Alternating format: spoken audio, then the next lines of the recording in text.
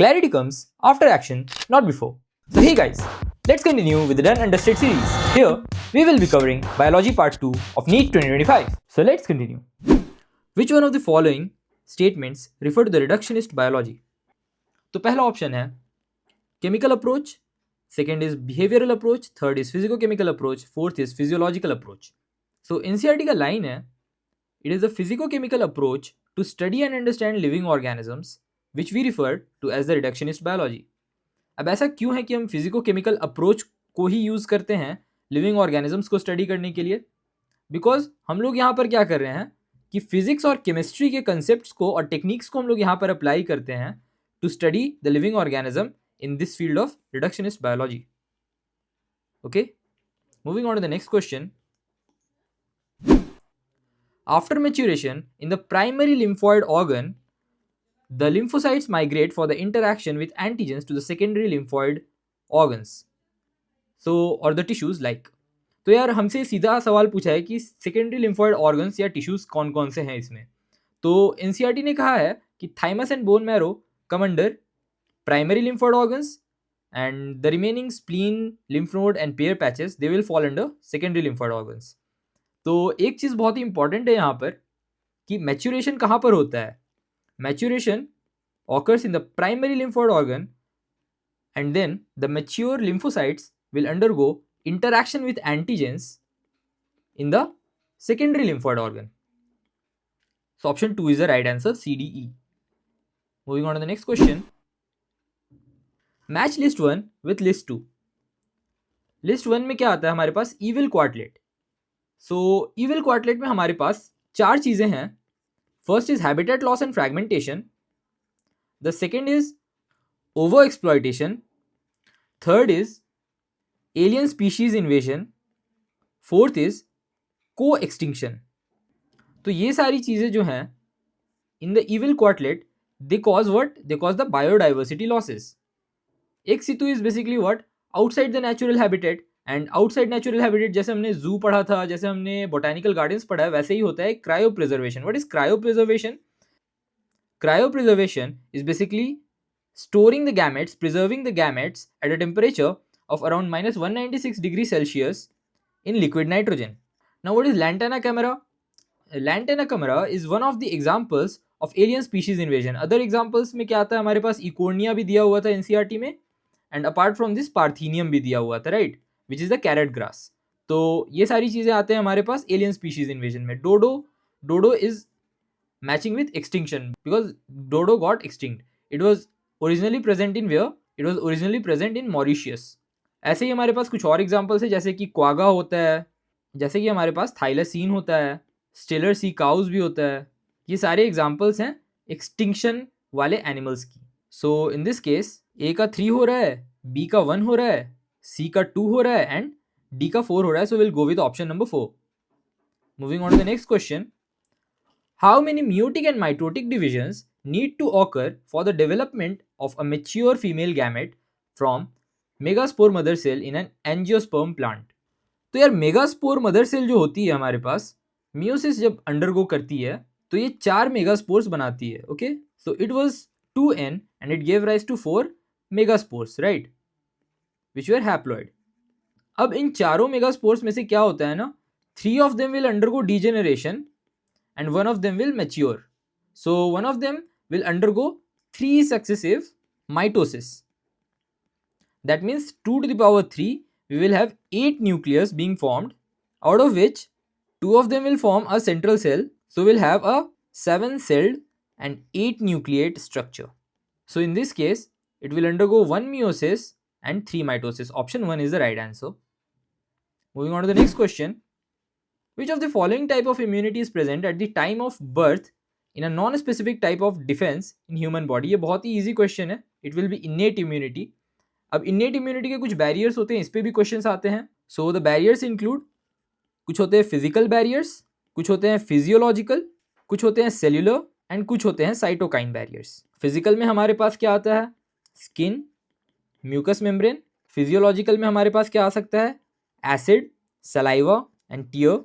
Cellular में हमारे पास WBCs आते हैं, mostly the neutrophils and the macrophages. Cytokines में हमारे पास क्या आते हैं, interferons. So all these are part of innate immunity. Moving on to the next question.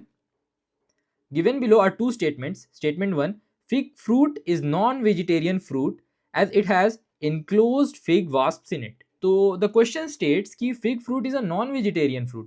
ऐसा कहीं पर भी हमने बायोलॉजिकल क्लासिफिकेशन में नहीं पढ़ा कि फिग एक ऐसा प्लांट है जो कि नॉन वेजिटेरियन है. So fig fruit is a non vegetarian fruit इस स्टेटमेंट के अकॉर्डिंग, क्योंकि it is classified under plant. Okay, now statement 2 states fig wasp and fig tree exhibit mutual relationship as fig wasp completes its life cycle in fig fruit and fig fruit gets pollinated by fig wasp. तो यार fig wasp and fig tree exhibit mutual relationship, ये चीज़ तो सही है, but the fig wasp does not complete its life cycle. ये पूरा का पूरा life cycle complete नहीं करता है. Instead fig wasp what it does actually is that कि जब पोलिनेशन का टाइम होता है तो ये फ्लावर्स को क्या करता है, पॉलिनेट करा देता है so that fruit can form. अब ये जब फ्रूट बन जाता है तो ये क्या करता है, फ्रूट के अंदर it Lay's eggs so that seed से इसके जो बच्चे होंगे they can derive nutrition. Apart from this, तो यहाँ पर हमने क्या देखा, तो ये एक फ्रूट को पॉलिनेट नहीं कर रहा है, इंस्टीड ये क्या करता है, एक फ्लावर को पॉलिनेट करता है, राइट. तो यहाँ पर इस स्टेटमेंट में क्या लिखा है, the fig fruit gets pollinated, which is wrong. Fig flower is the one which is getting pollinated by fig wasp. Okay, so this statement is incorrect, even this statement is incorrect, so both statement 1 and 2 are incorrect here. Moving on to the next question. Given below are two statements, one is labeled as assertion, the other is labeled as reason. So assertion में क्या है कि cells of tapetum possess dense cytoplasm and generally have more than one nucleus. ये NCERT की line है, this is बिल्कुल correct. Okay, now reason, presence of more than one nucleus in the tapetum increases the efficiency of nourishing the developing microspore mother cell. तो यार ये reason जो है ये बिल्कुल भी गलत है, क्योंकि it is not the microspore mother cell that is gaining the nourishment, it is the pollen grains that gain the nourishment. Okay, अगर यहाँ पर माइक्रोस्पोर सिर्फ अगर मेंशन रहता तो भी हम यहाँ पर इस स्टेटमेंट को सही मान सकते थे, क्योंकि it is the microspore that develops into pollen grains because both are haploid. Okay, but this one microspore mother cell it is the diploid. So the assertion is true, but the reason is false. In this case, we will go with option number 1. Moving on to the next question. From the statements given below, choose the correct option. Eukaryotic ribosomes are 80S and prokaryotic are 70S. बिल्कुल सही है. Each ribosome has 2 subunits. एक larger subunit होता है, एक smaller subunit होता है. And this S is Swedberg's coefficient. ये sedimentation coefficient होता है, right? The 2 subunit of 80S are 60 and 40, correct? And that of 70 is 50 and 30. ये भी correct. Now the 2 subunits of 80S ribosome are 60 and 20. ये incorrect है. And 70 का 50-20 ये भी incorrect है. The 2 subunits of 80S are 60S and 30S and that of 70S are 50S and 30S. ये वाला तो सही है, but ये वाला incorrect हो जा रहा है. So D is incorrect, E is incorrect. Only A, B and C are correct. So we'll go with option number 3. Moving on to the next question. Which one of the following enzyme contains heme as the prosthetic group? यार हमने पढ़ा है prosthetic group क्या होता है, एक organic compound that is tightly bound to the apo enzyme, right. Prosthetic group के part में ही ये मेंशन्ड है कि catalase and peroxidase have heme bound to them as a prosthetic group. Okay, so in this case the option 2 will be correct because catalase is mentioned in option number 2. Moving on to the next question. What is the name of blood vessel that carries the deoxygenated blood from the body to the heart in a frog? Body से hurt में blood कौन carry कर रहा है, deoxygenated blood, right. तो ये वीना कावा होते हैं ना, राइट एट्रियम में हमारे पास डीऑक्सीजनेटेड ब्लड लेकर आते हैं. अब पल्मोनरी वेन का क्या काम है, ऑल्दो ये वेन मेंशन्ड है बट इसका काम क्या होता है, इट कैरीज ऑक्सीजनेटेड ब्लड. अब ये पल्मोनरी मेंशन्ड है यहाँ पे, तो पल्मोनरी का क्या मतलब है, it is carrying the oxygenated blood from the lungs to the left atrium. Okay, and vena cava तो हमने देख लिया कि ये डीऑक्सीजनेटेड कैरी करता है to the heart, right atrium. So we will go with option number 2 that is vena cava. Moving on to the next question. Given below are the stages in the life cycle of pteridophyte. Arrange the following stages in the correct sequence. So अगर हम order wise चलें तो सबसे पहली बात यह है, सो pteridophyte का जो डोमिनेंट जनरेशन होता है दैट इज अ स्पोरोफाइट. तो इस क्वेश्चन में लिखा है statement B, meiosis in the spore mother cells. तो स्पोरोफाइट में मियोसिस होगा, that will result into the gametophytic stage that is prothallus. In this gametophyte that is prothallus there will be formation of antheridia and archegonia. Okay, which are the male and the female sex organs respectively. तो जब ये बन जाते हैं there after क्या होगा कि transfer होगा ना, transfer of antherozoids to the archegonia in the presence of water.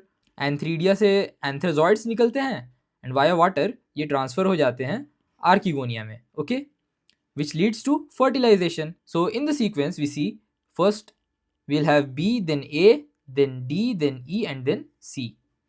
So we'll go with option number 3. Moving on to the next question.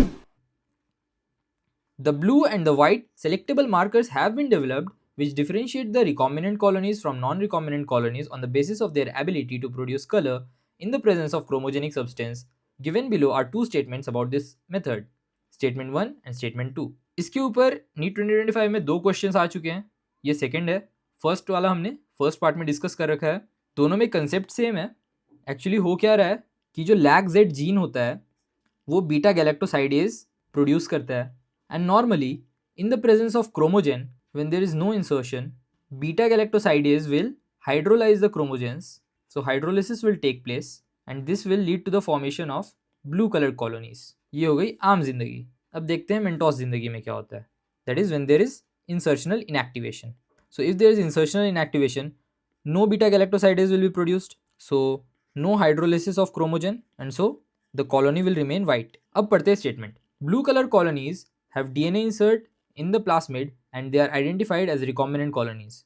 तो ब्लू कलर में कोई डीएनए इंसर्ट नहीं होता है, राइट, इसलिए वो ब्लू होता है. तो ये स्टेटमेंट गलत है. इसको हम लोग रिकॉम्बिनेंट भी नहीं कहते हैं. The colonies without blue color have DNA insert in the plasmid and are identified as recombinant colonies. ये स्टेटमेंट बिल्कुल ही सही है. इंसर्शनल इनएक्टिवेशन होता है जब भी रिकॉम्बिनेशन होता है एट ECOR वन साइड. तो इसके वजह से क्या हो रहा है कि हाइड्रोलिसिस नहीं हो पाएगा, लैग-जेड जीन अपना बीटा गैलेक्टोसाइडेज प्रोड्यूस नहीं कर पाएगा, so the colony will remain white.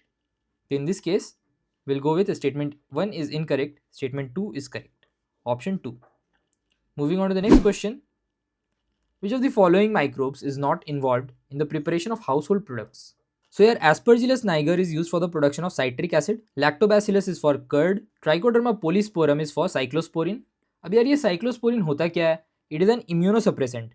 So it is used in organ transplantation. Saccharomyces cerevisiae, it is yeast. It is used for making bread. Propionibacterium shermani used in making cheese.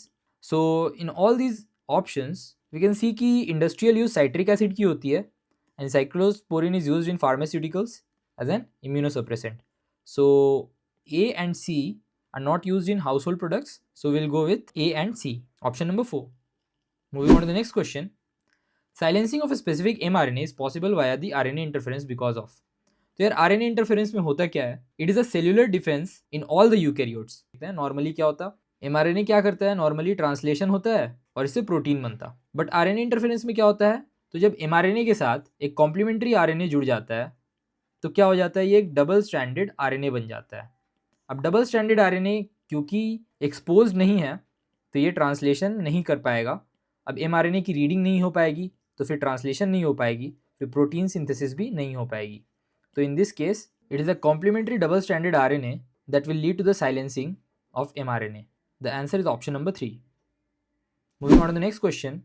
The complex 2 of mitochondrial electron transport chain is also known as. So NCERT में given है, it is mentioned in the electron transport chain diagram of NCERT that succinate dehydrogenase is the complex 2.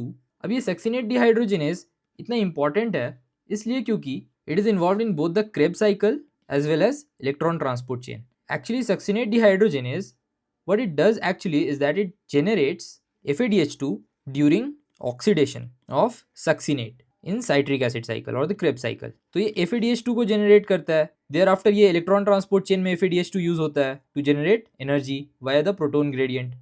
So will go with option number 4. Moving on to the next question. While trying to find out the characteristic of a newly found animal, a researcher did histology of an adult animal and observed a cavity with presence of mesodermal tissue towards the body wall, but no mesodermal tissue was observed towards the alimentary canal.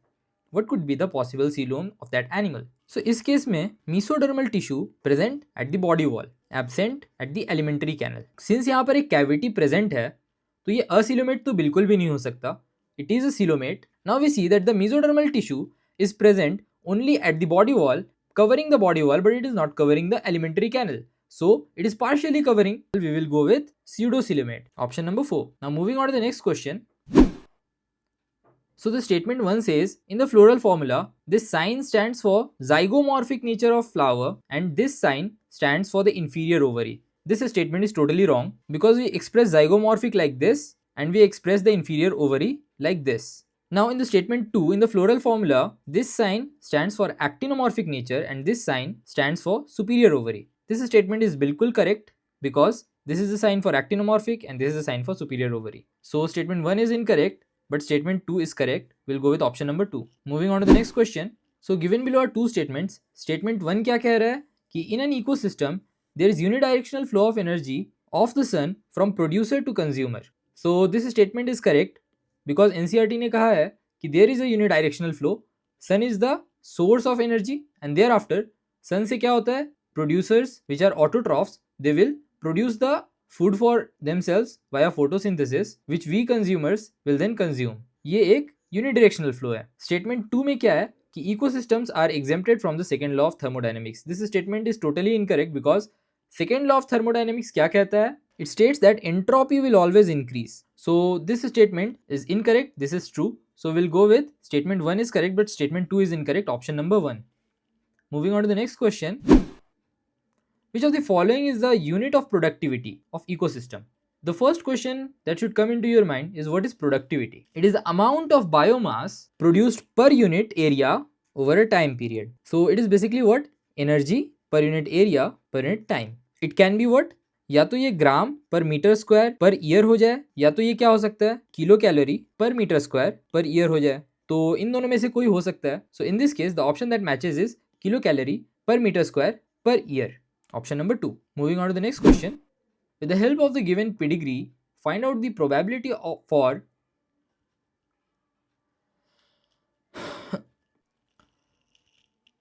with the help of given pedigree, find out the probability for the birth of a child having no disease and being a carrier. तो child में कोई disease भी नहीं होना चाहिए plus it should be a carrier, has a disease mutation in one allele of the gene in the generation. So in this case, the F0 generation we find कि the female is affected, the male is not affected. The F1 generation we find two carrier females and in the F2 generation we find the affected male. So this pattern in which F1 generation में disease skip हो गया and again जो mother को disease था वो child में express हो गया, जो ग्रैंड मदर को डिजीज था वो चाइल्ड में एक्सप्रेस हो गया. तो इसे हम क्या कहेंगे? It is a recessive trait. अब क्योंकि अगर ये डिजीज डोमिनेंट होता तो हर जनरेशन में होता, कोई भी जनरेशन ऐसा नहीं होता जिसमें वो डिजीज स्किप हो जाए. ओके, तो since the disease is skipping generation we say it is a recessive disease. And again यहां पर जो फादर है, this father is unaffected here. इस बच्चे का father was unaffected but mother was a carrier and still the child got the disease. That means it is not a case of autosomal recessive क्योंकि father को carrier at least होना चाहिए था so that ये बच्चा जो है अफेक्टेड होता if it was autosomal, but we don't see this case. तो यहां पर क्या होगा? It is X-linked recessive. So we confirm it is an X-linked recessive disease. अब अगर हम आगे बढ़ें तो now we can see the genotypes. Okay, तो F3 generation में we can make the genotypes of both mother as well as the father. तो अब गैमेट्स को अगर हम सेपरेट करें तो it will be like this. अब क्रॉस करते हैं, देखते हैं क्या होता है. F3 जनरेशन में कितने ऑफस्प्रिंग्स, कितने तरीके के ऑफस्प्रिंग्स बन सकते हैं. One is XX, other is XY, again XX dash and X dash Y. So in this case the only generation, so in this case the only offspring that satisfies being a carrier as well as not being affected, that is not having any disease, it is this generation, it is this offspring. So out of the 4 we have only 1, so it is 25%. So 1 out of 4, option number 3. So option 3 is correct. Moving on to the next question. In seed of cereals, the outer covering of endosperm separates the embryo by a protein rich layer that is called. तो यार serials के seed में हमें क्या देखने को मिलता है, ये अगर हमारे पास एक एंडोस्पर्म हुआ तो endosperm will be covered by a layer of aleurone which is a protein covering, and उसके बाद हमारे पास क्या होगा, यहाँ पर हमारे पास एम्ब्रियो होगा, this would be the scutellum. So plumule will be covered by coleoptile and radicle will be covered by coleorhiza, and this will be what, aileron layer. तो इस केस में we will go with option number 2 which is aileron layer. This is the protein rich layer, NCERT में mentioned है along with the diagram. Diagram is very important. Next time you may get a diagram based question. So moving on to the next question. So match list 1 with list 2. अब इसमें हमारे पास chlorophyll A है, B है, xanthophyll है and we have carotenoid. Now अगर हम बस याद करें VIBGYOR and we focus on this, will get to know just we need to associate A को बी एंड जी के साथ, that is blue green, B को जी एंड वाई के साथ, एक्स को येलो के साथ एंड कैरोटिनॉइड्स को येलो टू येलो ऑरेंज के साथ. This was the trick I used to remember this. So A के साथ होगा ब्लू ग्रीन, बी के साथ होगा येलो ग्रीन, ज़ैंथोफिल के साथ येलो होगा, कैरोटिनॉइड के साथ येलो टू येलो ऑरेंज हो जाएगा. सो ए के साथ 3 जा रहा है, बी के साथ 1 जा रहा है, एंड यहाँ से ही हमने डिमार्केट कर दिया. Option number 4 is the right answer. Moving on to the next question. Who proposed that genetic code for amino acid should be made up of 3 nucleotides? तो यार it was George Gamow. So what did he say? He said that genetic code must be a triplet. अब उसने ऐसा क्यों कहा? क्योंकि हमारे पास 20 amino acids थे और 20 अमीनो एसिड्स बनाने के लिए हमारे पास सिर्फ 4 न्यूक्लियोटाइड थे. तो अब इसको हम कैसे परम्यूटेशंस एंड कॉम्बिनेशंस यूज करें so that we can get 20 और सरप्लस. अगर हम 4 के डबलेट्स अगर यूज करें तो हमारे पास सिर्फ 16 हो रहा था, तो that could not make 20 amino acids. इसलिए इन्होंने कहा कि genetic code must be a triplet. तो अगर हम 3 के पावर से यूज करें तो विल गेट 64 कोडोन्स. अब इन कोडोन्स में कुछ डीजेनरेट अगर हम कर दें तो we can easily get 20 amino acids from these codons. That is why he said that there are triplets of genetic code. And further, the experimental proof was given by Hargobind Khurana. Moving on to the next question. Histones are enriched with. तो यार histones क्या होते हैं हमारे पास? Positively charge होते हैं, they are basic and when they bind with DNA lead to the formation of nucleosomes. तो यार हिस्टोन्स की बेसिक इंट्रोडक्शन तो हो गई. अब हिस्टोन्स में कौन से अमीनो एसिड्स हैं? हिस्टोन्स में we find lysine and arginine which are the basic amino acids. Okay, so will go with option number 3. Moving on to the next question. Which of the following enzyme are not essential for gene cloning? तो यार हमारे पास कुछ की tools होते हैं as NCERT states, जैसे कि restriction enzyme, polymerase enzyme, ligase, vectors and host. So if we have these things, we can easily clone. But यार हमारे पास इन options में restriction enzyme present है, ligase present है and polymerase present है. But these two, mutase and recombinase, ये क्या cloning में हम यूज करेंगे? बिल्कुल भी नहीं करेंगे, क्योंकि यार म्यूटेशन करके we can never achieve clones. If we need to do cloning, we will not use mutase or recombinase. Okay, so C and D we will eliminate. These are not essential. Moving on to the next question. So this question states, a specialized membranous structure in the prokaryote cell which helps in the cell wall formation as well as DNA replication is. The options are cristae, endoplasmic reticulum, mesosome or chromatophores. So in this case, as we all know, the answer will be mesosome because NCERT ने क्या कहा है? Mesosome जो prokaryotes के अंदर होते हैं, they are formed by the extension of plasma membrane of the prokaryotes into the cell. तो जब प्रोकैरियोटिक प्लाज्मा मेम्ब्रेन जब सेल के अंदर प्रोट्रूड कर जाता है तब बनता है एक मीसोसोम. एंड बेसिकली इस मीसोसोम का फंक्शन क्या है? What does it help in? ये हेल्प करता है हमारे पास सेल वॉल फॉर्मेशन में, डीएनए रेप्लिकेशन में, रेस्पिरेशन में, सिक्रीशन में, and to increase the surface area and enzymatic content. As a result of this, the option 3 will be the correct answer, mesosome. बाकी options क्या है एक बार देख लेते हैं. यहाँ पर हमारे पास क्या है? क्रिस्टी. क्रिस्टी क्या होता है यार? वो माइटोकॉन्ड्रिया के अंदर जो इनफोल्डिंग्स होती है उसे हम क्रिस्टी कहते हैं. और ये तो एंडोप्लाज्मिक रेटिकुलम तो एक ऑर्गेनेल हो गया ना, प्रोकैरियोट में ऑर्गेनेल कहाँ से आ जाएगा? So mesosome is the correct answer. These chromatophores are photosynthetic pigments. Moving on to the next question. Which factor is important for the termination of transcription? तो यार ट्रांसक्रिप्शन के अंदर हमारे पास 3 स्टेप्स होते हैं. The first one is initiation, the second is elongation, the third one is termination, that which is asked. तो यार termination जो हमारे पास है, it is done via rho factor, initiation done via sigma factor, and the elongation is done by the RNA polymerase.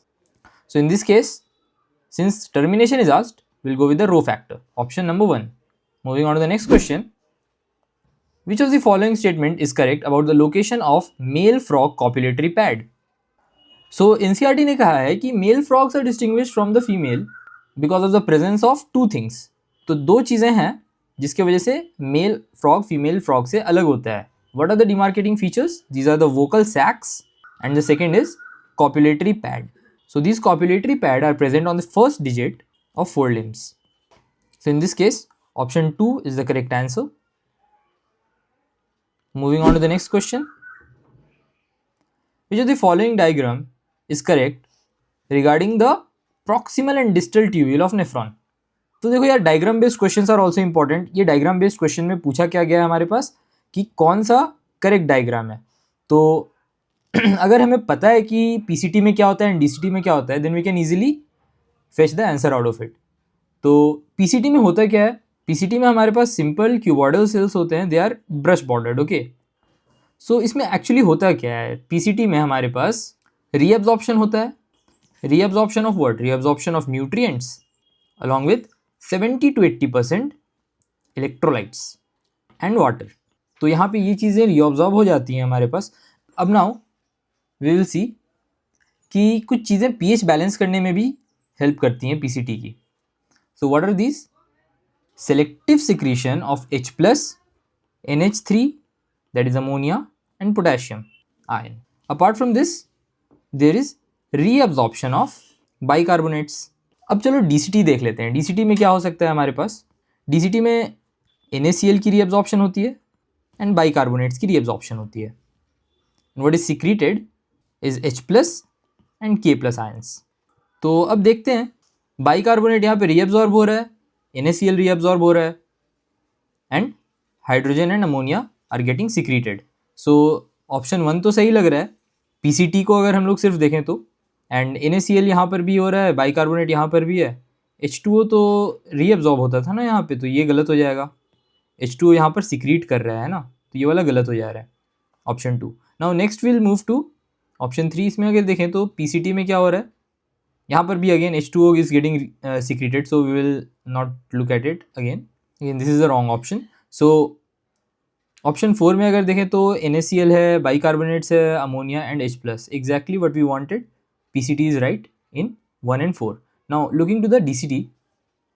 अब DCT के portion में हम देखें तो यहाँ पर क्या हो रहा है, NaCl तो कभी भी हम सिक्रीट नहीं करेंगे DCT में, rather it will get reabsorbed. Okay, so option 1 is incorrect. तो एलिमिनेशन के वजह से तो ऐसे ही ऑप्शन 4 आ जा रहा है करेक्ट. अब देख भी लेते हैं, यहाँ पर देखो K+ और H+ are getting secreted and bicarbonate, water and NaCl is getting reabsorbed. So option 4 is the correct answer. Moving on to the next question. Identify the statement that is not correct. तो incorrect statement पता करना है यहाँ पर. Antibodies की अगर हम structure देखें तो यहाँ पर हमारे पास एक हेवी चेन होता है एंड देयर आफ्टर क्या होता है, एक लाइट चेन, राइट. सो ये टर्मिनल जो है हमारा हेवी चेन का, इसे हम लोग एन टर्मिनल कहेंगे. Okay, this is the N terminal and this is the C terminal. Okay, now ये जो हेवी चेन है हमारे पास, नाउ अब क्वेश्चन पे अगर हम आए, there is one more thing, यहाँ पे हमें डाइसल्फाइड बॉन्ड्स भी देखने को मिलते हैं. ओके, अब अगर हम क्वेश्चन पे आए, antigen binding site is located at C terminal region of antibody molecules. तो ये इनकरेक्ट है. C terminal is the constant region, यहाँ पर कोई सी भी एंटीजन बाइंडिंग साइट नहीं है, रैदर एन टर्मिनल पे एंटीजन बाइंडिंग साइट्स प्रेजेंट होती हैं वेरिएबल रीजन पे. Okay, constant region of heavy and light chain are located at the C terminal of antibody molecules. तो नॉट करेक्ट पूछा है ना, ऑप्शन 1 तो नॉट करेक्ट आ ही रहा है. अभी आगे भी पढ़ लेते हैं. ऑप्शन 2 तो करेक्ट आ रहा है. Each antibody has 2 light and 2 heavy chains. तो यहाँ पे देखो 2 लाइट चेन है हमारे पास एंड 2 हेवी चेन है हमारे पास, राइट। तो ऑप्शन 3 भी करेक्ट हो रहा है। The heavy and light chains are held together by disulphide bonds. तो heavy and light chains are held together by disulphide bonds, बिल्कुल करेक्ट है। ऑप्शन 4 भी करेक्ट है। तो नॉट करेक्ट जो पूछा है उसमें ऑप्शन 1 ही लाई कर रहा है, so will go with option number 1। Moving on to the next question, match list 1 with list 2। तो यार perisperm will go with persistent nucellus, D का 1 होगा। Epiblast will go with rudimentary cotyledon, non albuminous will go with groundnuts and scutellum will go with cotyledon of monocot seeds। तो इस हिसाब से आ रहा है हमारे पास ऑप्शन नंबर 3। अब यार पेरिस्पर्म की कुछ एग्जांपल्स भी होती हैं। क्या होता है ये परसिस्टेंट न्यूसेलस कहाँ कहाँ पाया जाता है? हमारे पास ब्लैक पेपर में पाया जाता है एंड बीट में पाया जाता है। Scutellum as you all know is found in the monocots, it's a cotyledon of monocots. And non albuminous, what do we mean by non-albuminous? We call non-albuminous when the endosperm is consumed and food gets stored in the cotyledons। Okay, so ये groundnut में हमें देखने को मिलता है। What is epiblast? Epiblast is a cell layer that gives rise to entire embryo। तो ये rudimentary cotyledons जो हमें देखने को मिलते हैं उसमें these are what basically the epiblasts। We have already marked option number 3 as the right answer। Moving on to the next question. Find the statement that is not correct with regard to the structure of monocot stem। तो incorrect statement पता करना है। Vascular bundles are conjoined and closed। तो ये तो correct है। Vascular bundles हमारे पास closed and conjoined देखने को मिलते हैं monocot के stem में। The xylem and phloem are not divided by the cambium in this case। Option number 2 is phloem parenchyma is absent। This is also correct। Hypodermis is parenchymatous। No, it is a sclerenchymatous। It provides the strength। Okay, mechanical strength is provided in this case because of the sclerenchymatous tissue present in the hypodermis। Vascular bundles are scattered। Even this is correct। So, since non-correct option is asked, option 3 will be the right answer। Moving on to the next question. Twins are born to a family that lives next door to you।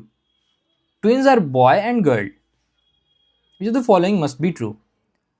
Since यहाँ पर clearly mentioned है कि there is a separate gender boy and girl, this must be due to 2 different sperms, one having 22 plus X and one having 22 plus Y, and they will be fusing with 2 separate ovum resulting into a male and a female, right? सो ये हमेशा जब भी boys and girls को separately बोला जा रहा है तो यहाँ पर हमें क्या देखने को मिल रहा है? These are dizygotic, right. 2 separate zygotes are being formed.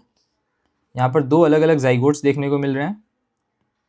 So this is a case of fraternal twins, dizygotic fraternal twins. Okay, they can't be monozygotic twins because monozygotic is only possible when the gender remains same. So will mark option number 4। Moving on to the next question. Sweet potato and potato represent certain type of evolution। Select the correct combination of terms to explain the evolution।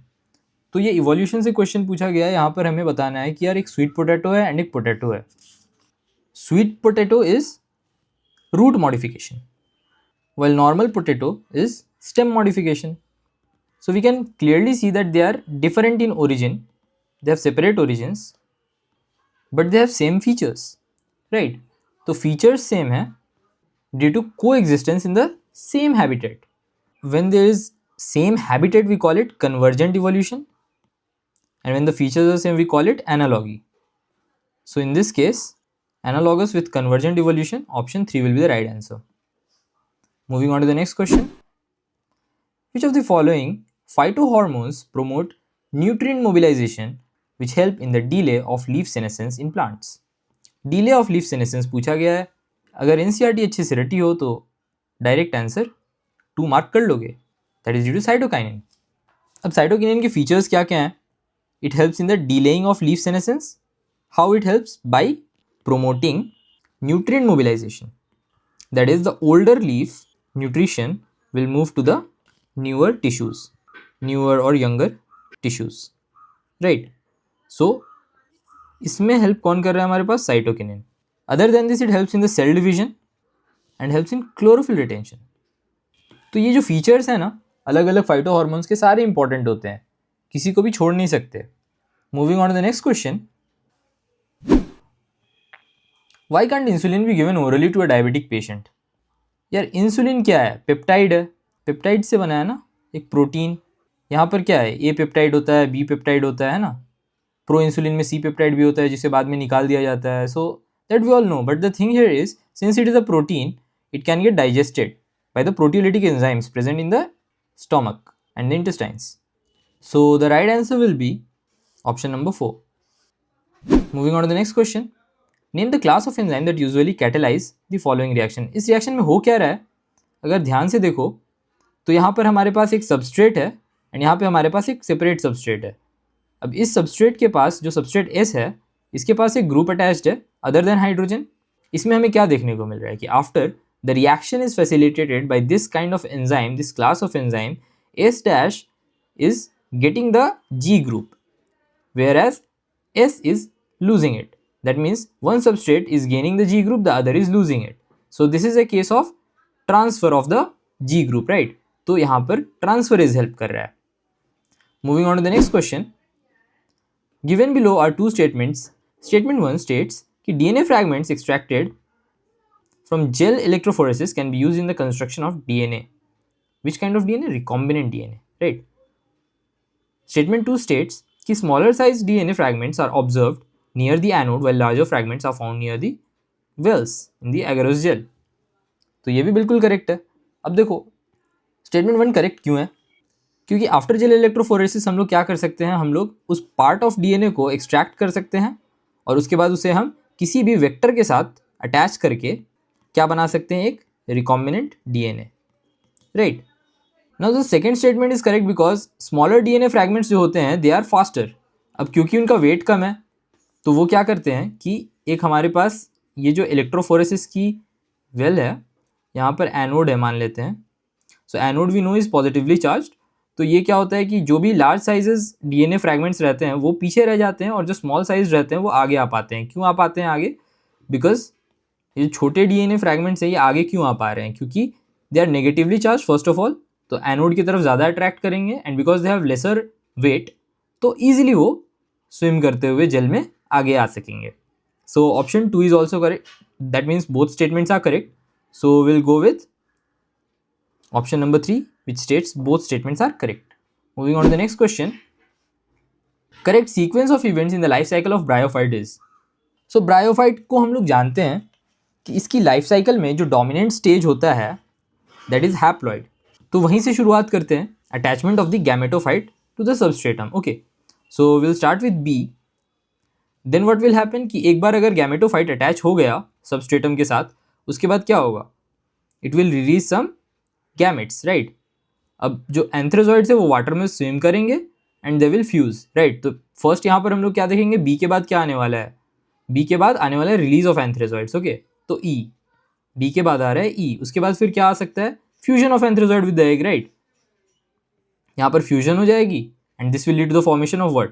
This will lead to the formation of sporophyte. अब sporophyte एक बार बन गया तो D आ गया. Then what will happen? The sporophyte will undergo reduction division to produce the haploid spores again. So BEADC option 1 will be the right answer. Moving on to the next question. Genes R and Y follow independent assortment. If RRYY produce round yellow seeds and small y produce wrinkled seeds, what will be the phenotypic ratio in the F2 generation? तो F2 generation we all know क्या होता है इसमें. ये Mendel की सबसे famous dihybrid cross है जिसमें फर्स्ट क्या करते हैं हम लोग? डोमिनेंट 2 कैरेक्टर्स लेते हैं और फिर रिसेसिव 2 कैरेक्टर्स है उसको लेते हैं और फिर उसे क्रॉस कर देते हैं. देयर आफ्टर क्या होता है? F1 जनरेशन को हम लोग सेल्फ कर देते हैं. That will lead to the formation of word the F2 generation. और F2 जनरेशन में जो कैरेक्टर्स हैं, जो विजिबल कैरेक्टर्स हैं, फिनोटाइप्स जो हैं वो हम लोग पता करते हैं. तो वो हमें क्या पता चलता है? That is 9:3:3:1 ratio. So option 1 will be the right answer. Moving on to the next question. Each of the following characteristics represent a kingdom proposed by Whittaker. तो विटेकर ने क्या प्रपोज किया था भाई? 5 किंगडम क्लासिफिकेशन, राइट? तो arrange the following increasing order of complexity of the body organisation. तो start हम लोग कहाँ से करेंगे भाई? 5 किंगडम ऑफ क्लासिफिकेशन। बहुत ही सिंपल क्वेश्चन है। ये क्या होता है इसमें? First thing is Monera, then what is Protista, then we have Fungi, then we have plant, then we have Animalia, right? तो अब बस कैरेक्टर्स को पता करो और उसको अरेंज कर दो, है ना? यहाँ पर डायरेक्ट ऑर्गेनिजम्स के नाम नहीं दिए हुए हैं, क्या दिया हुआ है? उसके कैरेक्टर्स, राइट? सो मोनेरा किसके साथ जाएगा? प्रोकैरियोट है ये, with cell wall made up of polysaccharide and amino acid. बिल्कुल करेक्ट। तो मोनेरा जो है ये सबसे पहले आएगा, सी सबसे पहले होना चाहिए, उसके बाद ई होना चाहिए। दोनों में कॉमन आ रहा है इसलिए मैंने देखा भी नहीं क्या है, ऑल्दो यहाँ पे लिखा हुआ यूकैरियोट है और सेलुलर बॉडी है, तो बिल्कुल ही प्रोटिस्टा के जैसा हो रहा है। तो ई आएगा उसके बाद फिर क्या होगा? ए भी दिया हुआ है, देखो कॉमन मैच कर रहा है। तो ए कौन है हमारे पास? Multicellular heterotrophs with cell wall made up of chitin. Chitin से किसका बनता है? फंगी का बनता है सेल वॉल, राइट? तो अब क्या है हमारे पास? Eukaryotic autotrophs, right? Eukaryotic autotrophs क्या होते हैं हमारे पास? यूकैरियोट भी है, ऑटोट्रॉफ भी है, और टिश्यू लेवल या organ level of body organisation है, ये तो प्लांट है बिल्कुल। Then we will have D and most complex will be B, which is heterotrophs with organ system level of body organisation. ये तो बहुत ही बड़ा ऑर्गेनाइजेशन हो जा रहा है ना, तो ये हो जाएगा option number 4। Moving on to the next question, match list 1 with list 2। Okay, तो यहाँ पे हमारे पास सेंट्रोमियर है। सेंट्रोमियर क्या करता है भाई? सेल डिवीजन में हेल्प करता है। सीलिया क्या चीज़ में हेल्प करता है? Cilia helps in cell movement. And cristae, they are present in the mitochondria. Cell membranes are what? These are phospholipid bilayer. So this was an easy match. We'll go with answer number 2. Moving on to the next question, which of the following equations represent the Verhulst-Pearl logistic growth of population? यार इस equation के ऊपर बहुत से PYQs आ चुके हैं. This is really important. The answer is option number 4. This is the rate of change of population. This is the intrinsic growth. N is the current population size. K minus N upon K, this is the environmental resistance. And K specifically is the carrying capacity. So why did I mention all this? क्योंकि ये question आता रहा है, आता रहेगा. तो इस question में ये भी आ सकता है कि dn अपॉन dt किसे कहते हैं, ये स्मॉल r क्या सिग्निफाई करता है, यहाँ पर हमारे पास n की क्या मीनिंग है, यहाँ पे k माइनस एन अपॉन के क्या है, और स्पेसिफिकली ये k है क्या. तो ये सब क्वेश्चंस आने के चांसेस बहुत ज़्यादा हैं. So just keep it in mind. Moving on to the next question. So this is a question from human physiology. हमारे पास है एम्फाइजेमा. ये किनको होता है? जो लोग स्मोक करते हैं. तो स्मोक करते हैं तो क्या होगा? फेफड़े तो अच्छे नहीं रहेंगे ना. फेफड़ों में क्या हो जाएगा? Alveolar walls will get damaged and this will lead to decrease respiratory surface. तो इनको क्या होगा कि सांस लेने में ही दिक्कत है. इनका बैरल शेप्ड चेस्ट हो जाएगा कुछ टाइम के बाद. ऐसा हो जाएगा कि वो मतलब हवा तो भर रहे हैं लेकिन ऑक्सीजन नहीं ट्रांसफ़र कर पा रहे हैं. ऑक्सीजन और CO2 की एक्सचेंज नहीं हो पा रही क्योंकि जो एल्वियोलर सरफेस है वही डैमेज हो जा रही है, right. So emphysema will go with option number 2. Now angina pectoris is what? It is an acute chest pain. सीने में अचानक से दर्द हो जाता है. क्यों? क्योंकि ऑक्सीजन नहीं पहुंच रहा है हर्ट मसल्स को. Third thing is glomerulonephritis. Itis is the inflammation and glomerulo मतलब ग्लोमेरुलस ऑफ किडनी, उसमें क्या है? इन्फ्लेमेशन है. So option C will go with 4.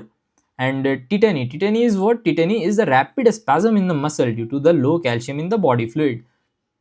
So the right answer is A का 2, B का 3, C का 4, D का 1. Option 2 will be the right answer. Moving on to the last question. Cardiac activities of the heart are regulated by. भाई cardiac activities जो हैं heart की वो कौन regulate करता है? तो heart itself is myogenic. So it is myogenic because it has nodal tissue, right? इसमें क्या होता है? नोडल टिश्यूज में क्या आता है हमारे पास? ऐसे नोड है.